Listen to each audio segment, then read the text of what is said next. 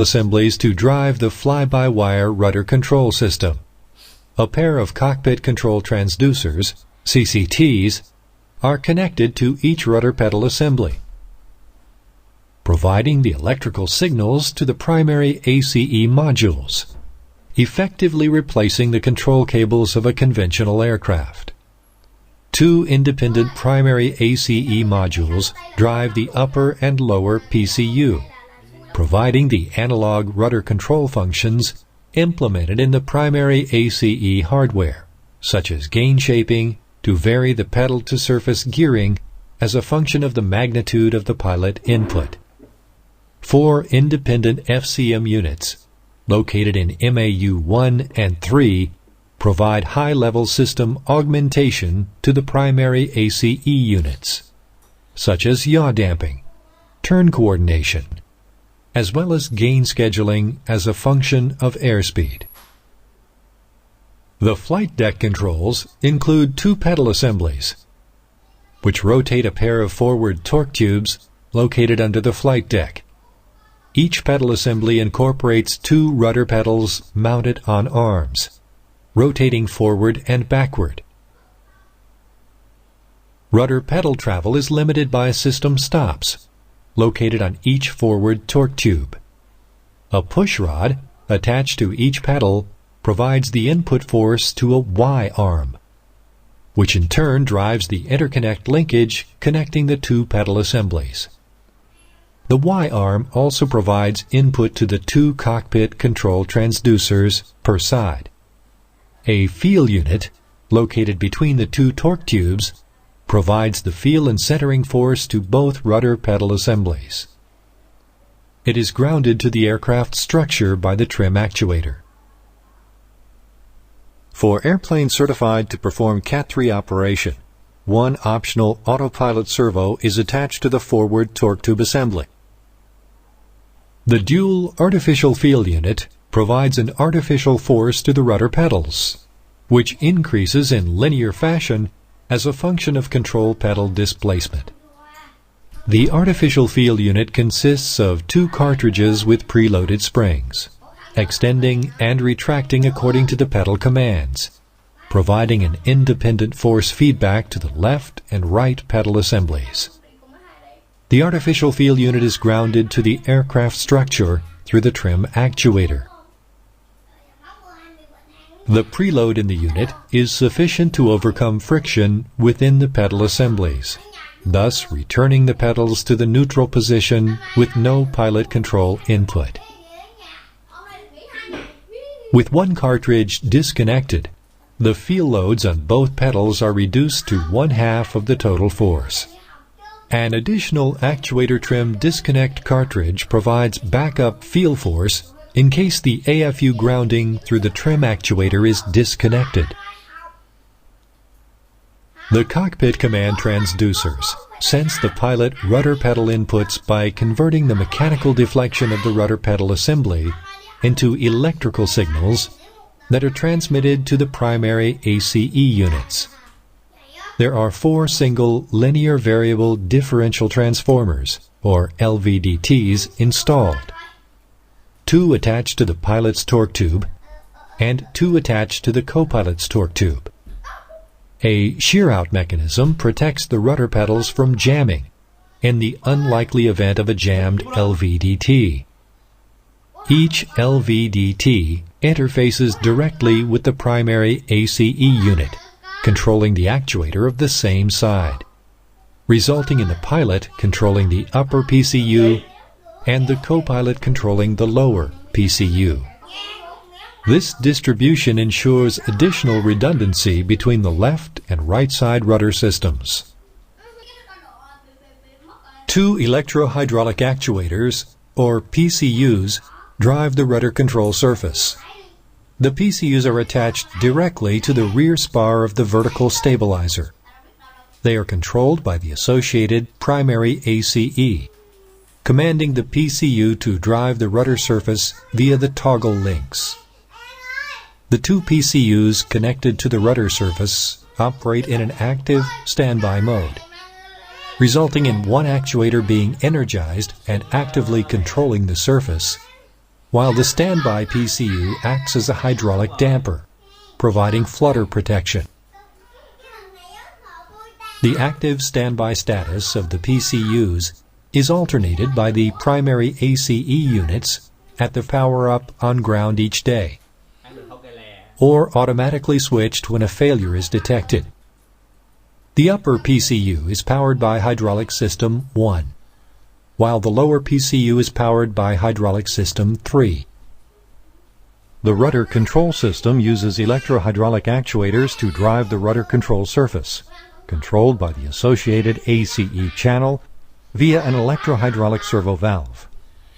Each actuator assembly is a hydraulic cylinder with a steel piston in a steel cylinder. An inlet check valve located in line with the pressure port has a flat-lapped poppet and a sharp edge on the seat, which allows the valve to shear through contamination. The PCU includes a solenoid-activated pressure reducer, which is normally open when energized, will send the supply pressure of 3000 psi directly to the pressure transducer and through the inlet check valve to the mode select solenoid valve and to the EHSV pressure port. With the PCU in the active mode, the mode select solenoid valve is open, energized, to pilot the mode select valve to the active position. In the active mode position, the EHSV controls the main ram. The primary ACE receives several electrical feedback signals from the LVDTs housed in the PCU and the LVDTs mounted to the rudder surface, ensuring a closed-loop control, as well as permanent monitoring of the PCU for failure detection. An LVDT on the main ram transmits actuator piston position information to the primary ACE, used in conjunction with the inputs from the surface position transducer to determine actual rudder position. Another LVDT mounted to the electro-hydraulic servo valve returns actual position of the valve, and a pressure LVDT detects hydraulic pressure loss within the actuator. The two surface position transducers also provide data to other aircraft systems, such as the ICUS and the flight data recorder. The trim system allows the pilot to offload any unwanted force from the rudder pedals. This is accomplished by adjusting the neutral field position of the pedal assembly. The rudder trim system consists of an electromechanical linear actuator attached to the artificial feel unit, AFU, and grounded to the aircraft structure and the trim control panel, TCP, located on the center pedestal in the cockpit.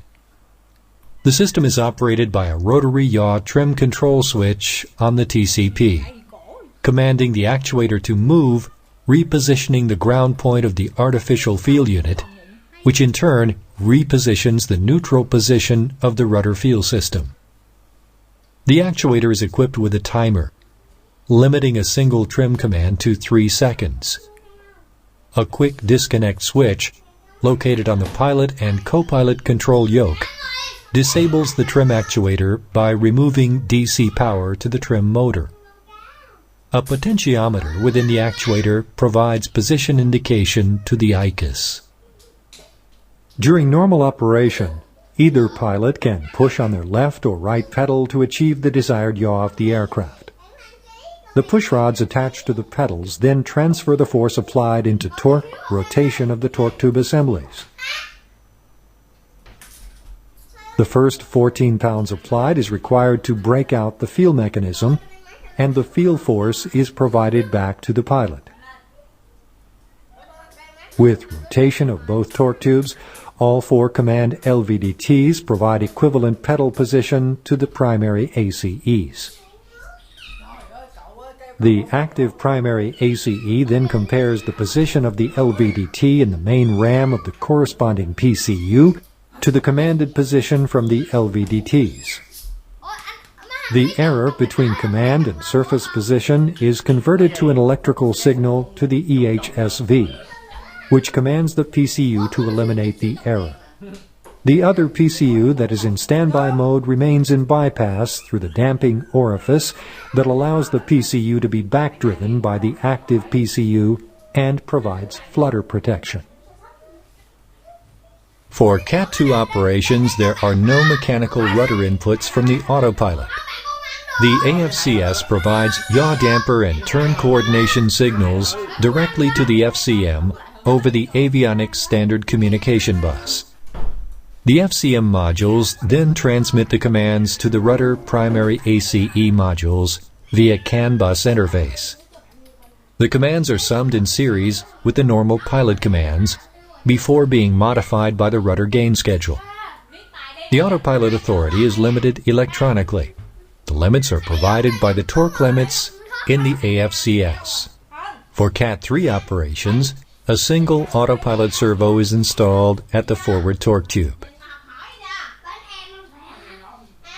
The thrust asymmetry compensation function applies computed rudder input signals to the primary ACE in order to reduce the yawing moment produced by asymmetric engine thrust. The TAC function is computed in the FCM as a function of N1, Mach, pressure altitude, and temperature.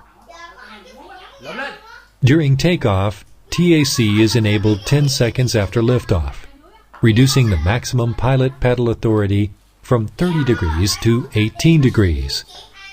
In the event of engine failure, the TAC function then provides up to 12 degrees of rudder input to help compensate for the resulting yaw moment, while the pilot provides the rest of the required rudder input via the rudder pedals.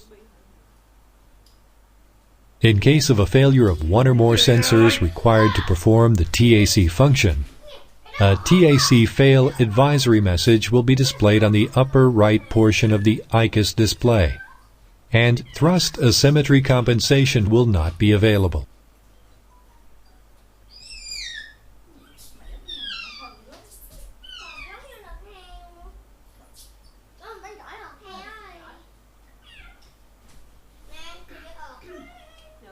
The primary ACE unit incorporates a function to limit the rudder authority in the event the rudder control system is forced into direct mode, with no more airspeed gain scheduling available.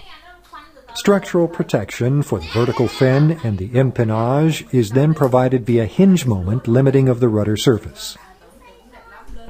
The hinge moment limiter reduces the available hydraulic supply pressure to the actuator from 3,000 psi to a maximum of 930 psi by engaging the pressure reducer installed in each PCU.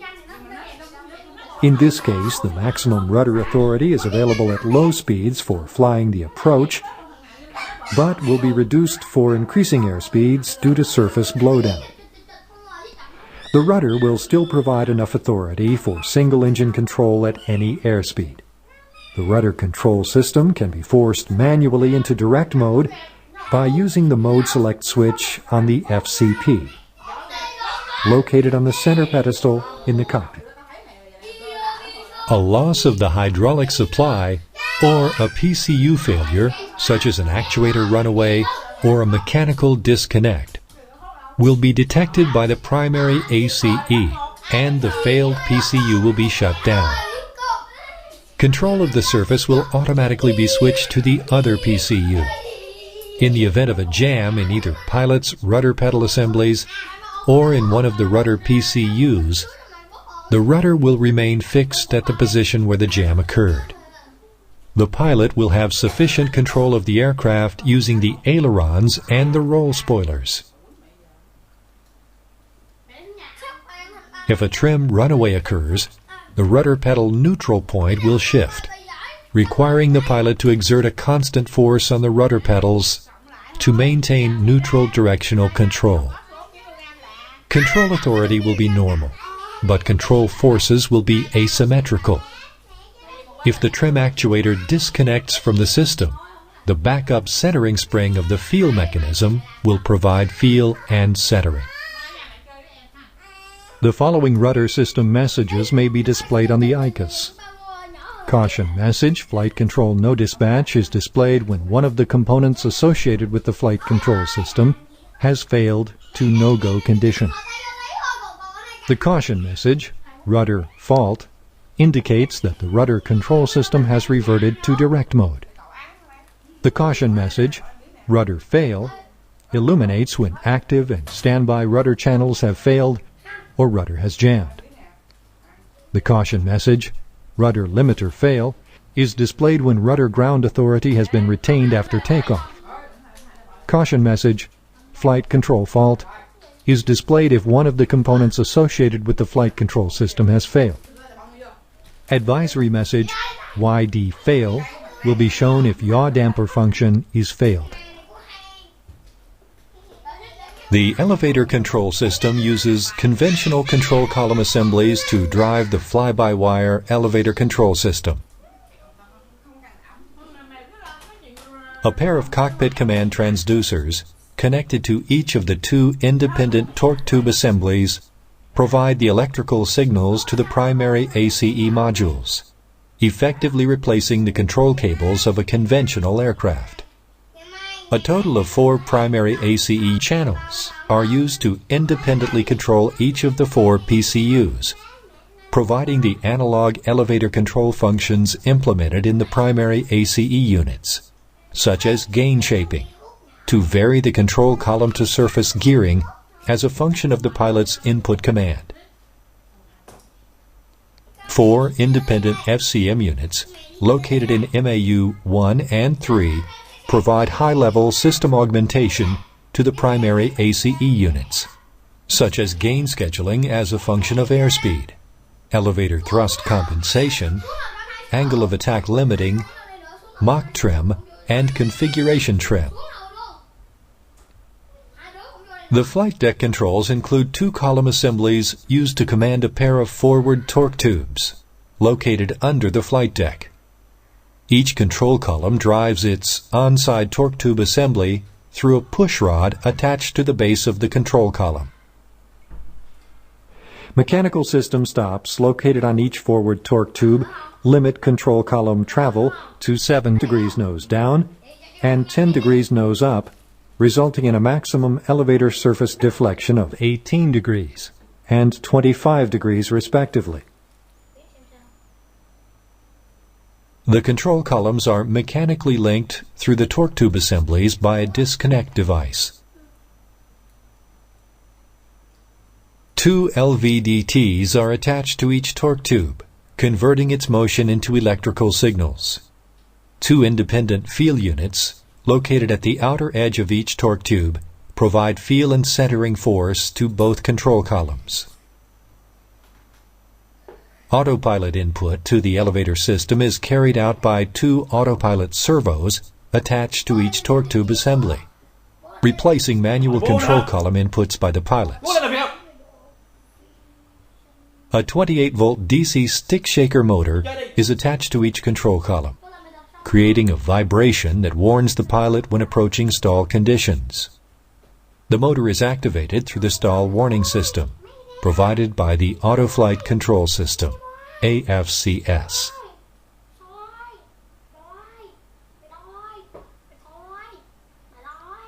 The 2 artificial feel units, or AFUs, mounted to the pilot's and co-pilot's torque tube assemblies provide an artificial force to the control column, which increases linearly as a function of control column displacement. Each AFU consists of a preloaded spring, extending and retracting accordingly as the control column is moved forward or backward. One end of the AFU is grounded to the aircraft structure, while the other end is attached to a bell crank on the column torque tube. With no pilot input on the control column, the feel unit returns the system to the neutral field position. The sum of the 2 units provides the correct feel force to the pilots in regard to control column displacement. In case of a column or feel unit disconnect, the feel force on the control column is reduced to half of the total force. The cockpit command transducers sense the pilot control column inputs by converting the mechanical motion of the control column assembly into electrical signals that are transmitted to the primary ACE units for elevator surface positioning. 4 single linear variable differential transformers are installed. 2 attached to the pilot's torque tube and 2 attached to the co-pilot's torque tube via a bell crank. In the unlikely event of a jammed LVDT, a shear-out mechanism on the bell crank protects the control columns from jamming. Each LVDT interfaces directly with the 2 primary ACE units controlling the elevator PCUs of the same side, so that the pilot controls the 2 actuators driving the left elevator surface and the co-pilot controls the 2 actuators driving the right elevator surface. The elevator control system uses 4 electrohydraulic actuators to drive the left and right elevator control surfaces. The PCUs are mounted to the rear spar of the horizontal stabilizer, 2 on each side. They are controlled by the associated primary ACE, commanding the PCU to drive the elevator surface via the toggle links. The PCU pairs connected to each elevator surface operate in an active standby mode, resulting in one actuator being energized and actively controlling the surface, while the standby PCU acts as a hydraulic damper, also providing flutter protection. The active standby status of the PCUs is alternated by the primary ACE units following a power-up on ground each day, or switched automatically when a failure is detected. The inboard PCUs on each elevator surface are powered by Hydraulic System 2. The left outboard elevator PCU is powered by Hydraulic System 1.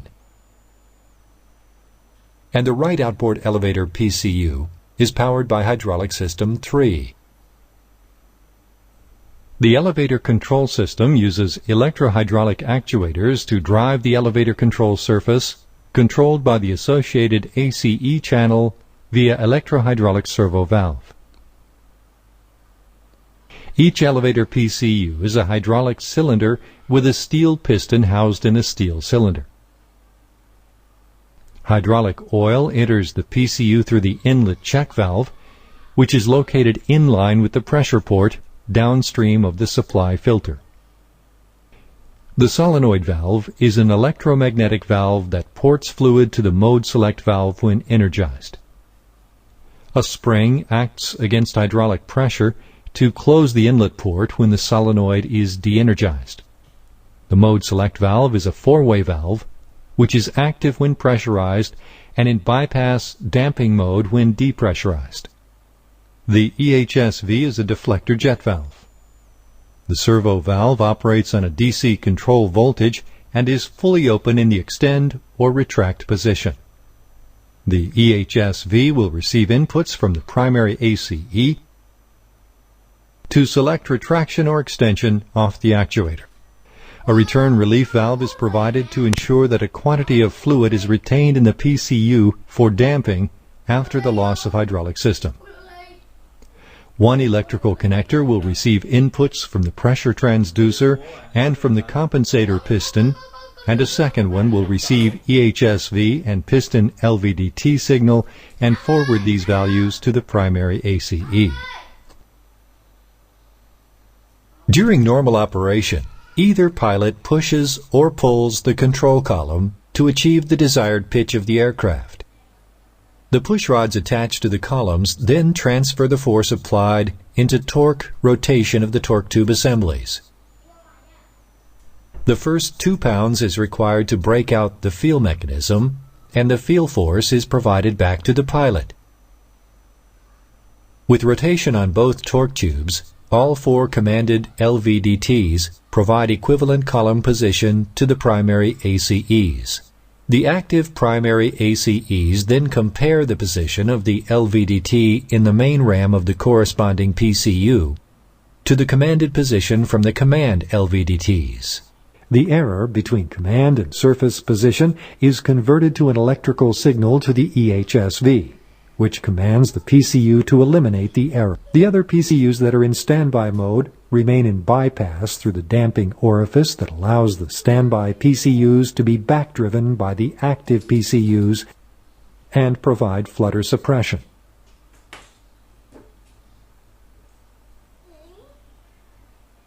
Engaging the autopilot on the automatic flight control system guidance panel, which is located in the cockpit, causes the autopilot to take over the pilot input commands to the elevator control system.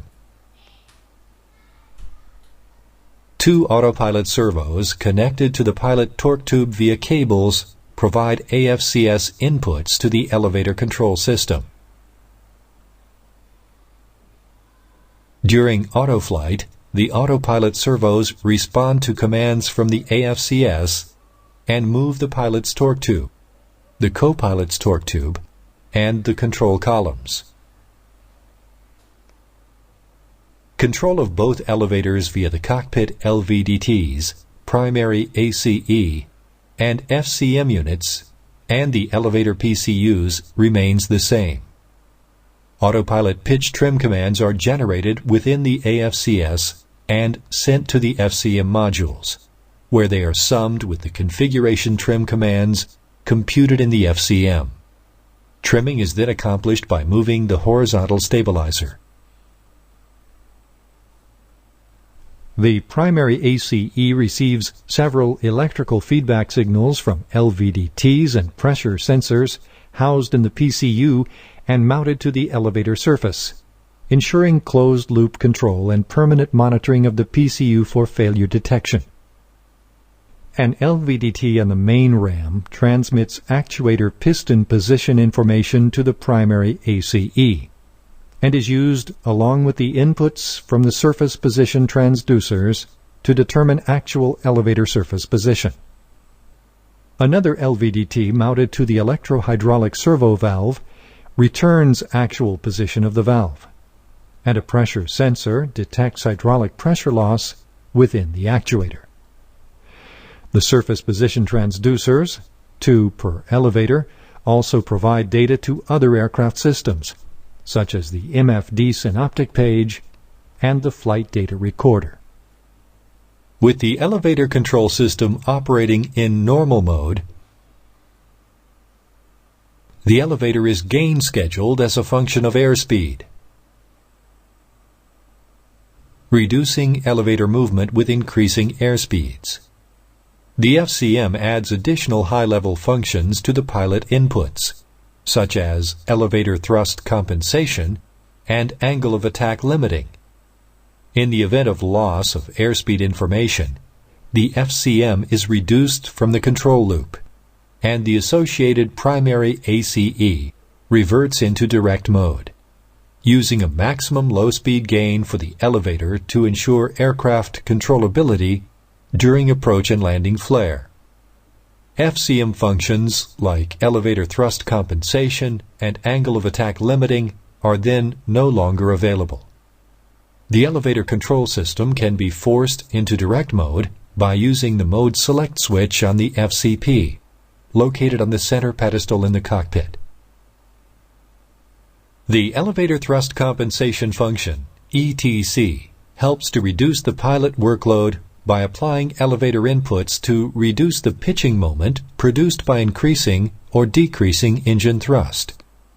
The ETC function is computed in the FCM as a function of N1, Mach, and pressure altitude. Elevator input is limited to plus or minus 5 degrees and is applied proportional to the amount of engine thrust above or below the reference thrust setting. The command is sent to the primary ACE units via the CAN bus interface and is then summed with the normal pilot input. If one or more sensors required to perform the ETC function fail, the function is no longer available, and the respective message will be displayed on the ICUS.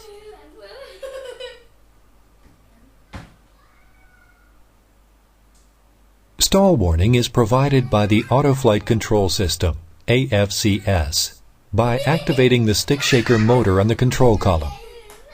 Stall identification is provided by the FCM by means of the angle of attack limiting function. Once the stick shaker is activated by the AFCS, the angle of attack limiting function reduces control column authority in the nose-up direction gradually until the control column reaches the aft stop, thereby limiting the angle of attack. The FCM computes an angle of attack limiting command using angle of attack data, control column position, and inertial feedback. The command is sent to the primary ACE units, where it is added to the normal pilot input. If one or more sensors required to perform the angle of attack limiting function fails, the function is no longer available, and the respective message will be displayed on the ICUS. A loss of the hydraulic supply to either one of the PCUs is immediately detected by the pressure sensor in the PCU, and control is automatically switched to the other PCU. A PCU failure, such as a PCU runaway or a mechanical disconnect from the wing structure or the surface, will be detected by the primary ACE, resulting in the shutdown of the failed PCU. Control of the surface will be automatically transferred to the other PCU. If a jam in one of the elevator PCUs is detected, the respective elevator surface will remain fixed at the position where the jam occurred. The pilot will be able to control the aircraft using the remaining elevator. The following ICUS messages will be displayed in the cockpit. Warning message, elevator normal mode fail, indicates that the normal mode of the elevator system is no longer operative. Caution message, flight control no dispatch, indicates one of the components associated with the flight control system has failed to a no-go condition. Caution message, elevator fault, displayed when left and right elevator system has reverted to direct mode. Caution message, elevator LH or RH fail, indicates that the remaining elevator will revert to direct mode if both PCUs are disengaged. The remaining elevator will remain in normal mode in case of a surface jamming. Caution message, elevator THR comp fail, shown when one or more sensors required to perform the elevator thrust compensation function have failed and the function is no longer available. Advisory message, pitch control disc, indicates that the control column is disconnected. Advisory message, flight control fault, indicates that one of the components of the flight control system has failed. The Stall Warning and Protection System, SWPS, provides a two-stage system to warn and avoid the Embraer 170 and 190 family aircraft from stall. When the airplane is closer to stall conditions, the SPWS provides a warning to the pilots by shaking the control column. If the stall condition persists, the SPWS prohibits stall by automatically applying a pitch downforce on the control column.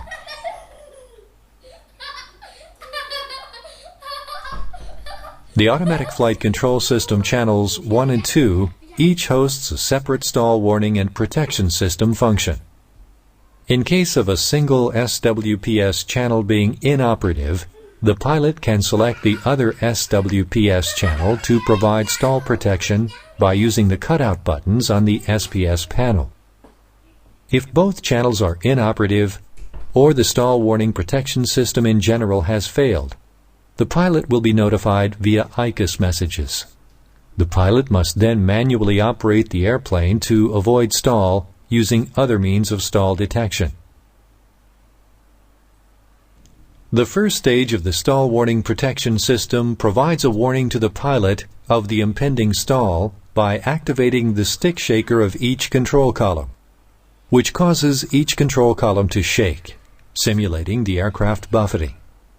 In addition, the SWPS provides other warning indications. If the failure is known to the SWPS, the system automatically disengages all operations and enunciates SWPS failure in the display system. However, if the malfunction is not detected by the stall warning protection system, the system may activate the stall warning and protection measures in non-stall conditions. In such abnormal operations, the pilot may attempt to switch the SWPS channel using the SPS panel. If both SWPS exhibit same abnormal conditions, the pilot must ignore the stall warning, shaker, measures, and detect stall characteristics using other means. Displaying low speed awareness, LSA indication on the airspeed tape. Displaying pitch limit indication on the attitude direction indicator, ADI, of the primary flight display, PFD. Providing stall warning enunciations, CAS messages on ICAS. The second stage of the SWPS prohibits stall of the aircraft by activating the angle of attack limiting function. PFD indications are as follows. Pitch limit indicator indicates the margin left to the stick shaker angle of attack set point. Indication is presented whenever the margin reaches 10 degrees. The color is green for margin from 10 up to 5 degrees. Amber for margin between 5 and 2 degrees. Red for margin below 2 degrees. Low airspeed awareness. Displayed in the airspeed scale when the airspeed is near stall speed for the current configuration.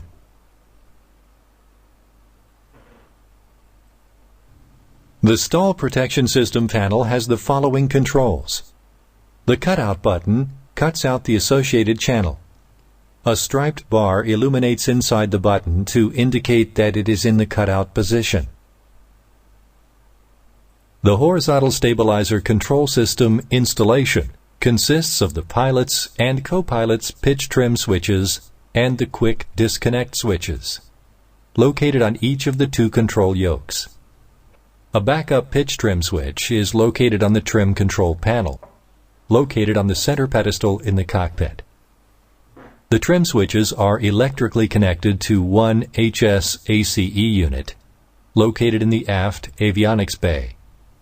The HSACE unit provides control to the electromechanical actuator, referred to as Horizontal Stabilizer Trim Actuator, HSTA.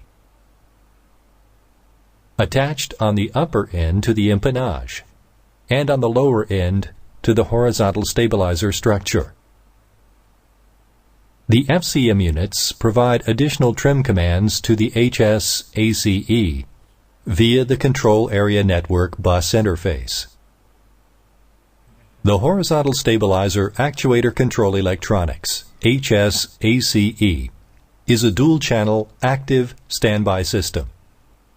During normal operation, one channel operates in the active mode, actually controlling the actuator, while the other is in standby. The flight control module alternates the active standby configuration of the channels following the first power-up each day. Channel 1 is powered by main AC bus 1, while Channel 2 is powered by AC Essential bus. Each HSACE channel consists of a control monitor dual-lane structure, providing closed-loop control to one electrical motor on the horizontal stabilizer actuator. The control lane drives the system based on the inputs received, while the monitor lane receives the same inputs and verifies that the control lane is operating correctly.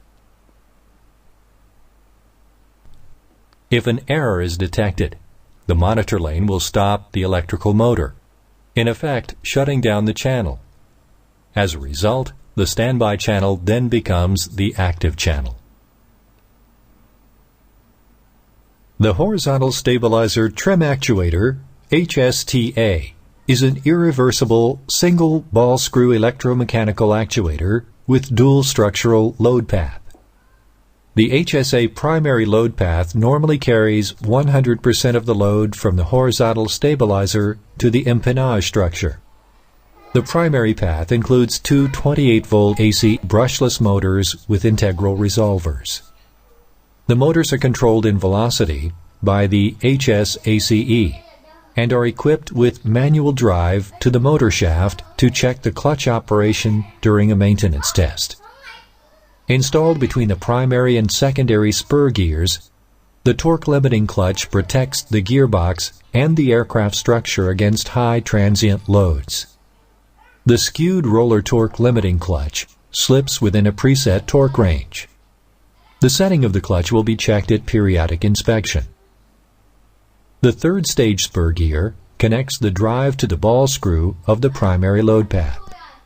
At the ball screw thrust flange, the skewed roller no-back SRNB holds the stabilizer in the last commanded position to prevent the horizontal stabilizer from backdriving under load. The no-back uses rolling friction elements and incorporates 2 ratchet pawls per ratchet wheel to provide locking. The HSA primary load path connection to the horizontal stabilizer consists of a gimbal attachment from the ball nut to the primary load path structural brackets. The HS actuator also includes 2 independent resolvers to provide position feedback to the HSACE. One is connected to the primary and the other is connected to the secondary load path. The horizontal stabilizer actuator includes 2 secondary load paths, the secondary nut load path and the tie rod load path. The 2 SLPs are normally unloaded, and depending upon the location of the PLP failure, either one or the other becomes loaded. In the event of failure of the ball screw thread or flange, the tie rod will move axially.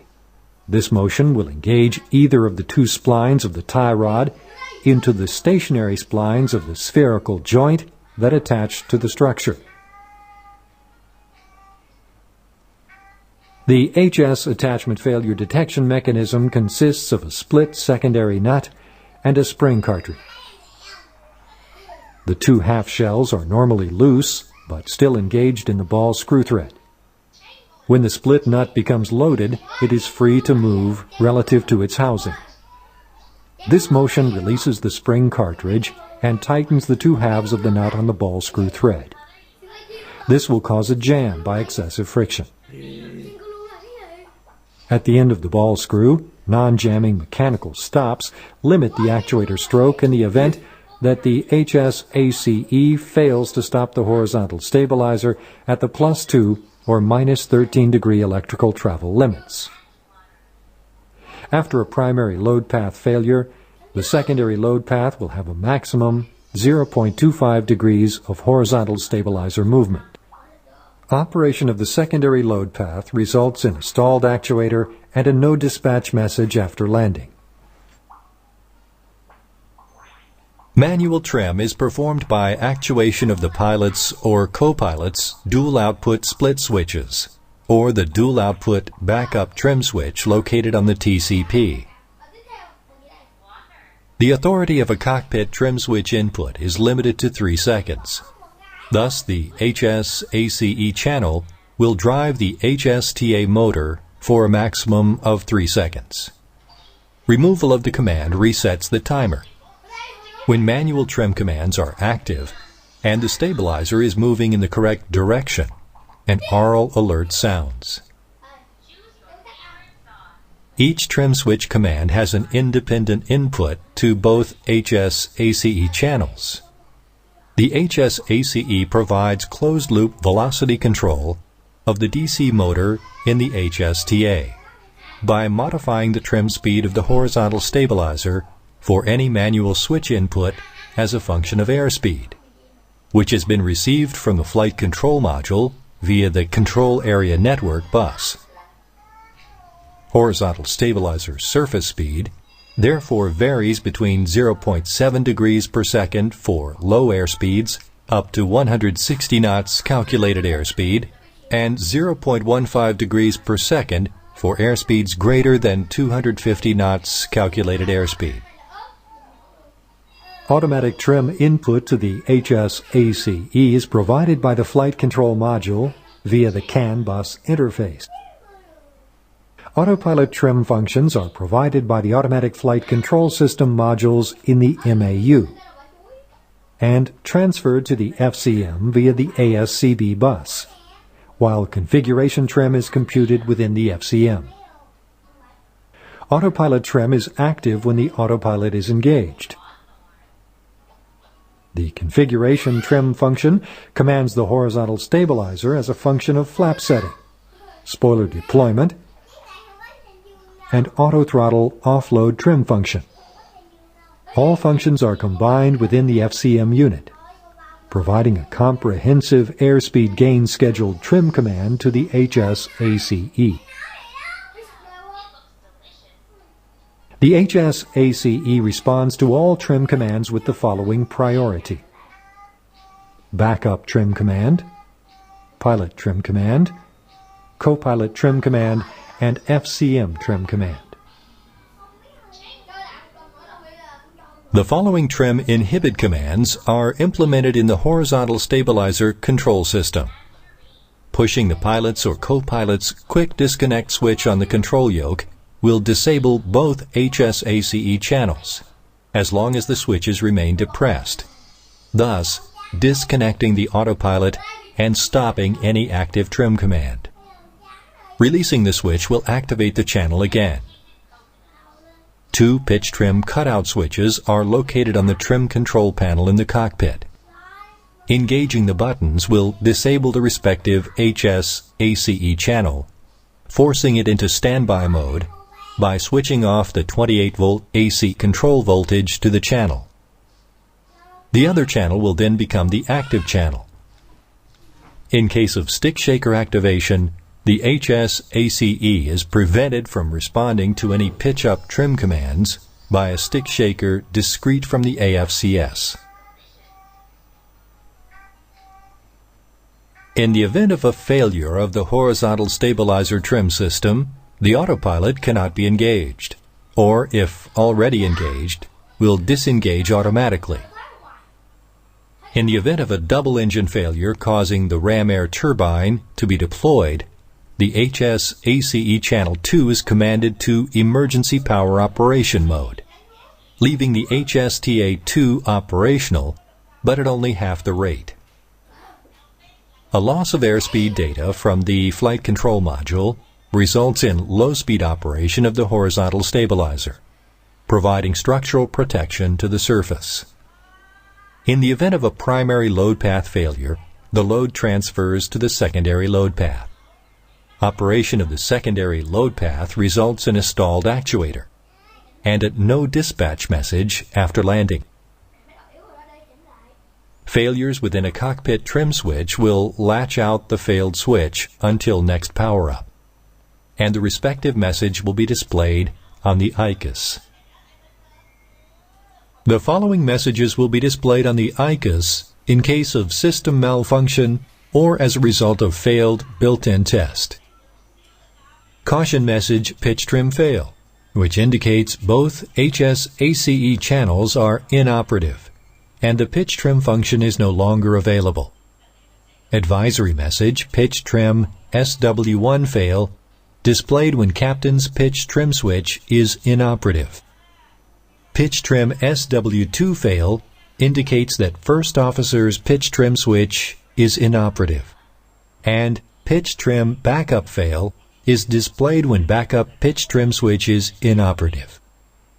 Caution message flight control no dispatch indicates after landing that one of the components in the flight control system has failed to no-go condition.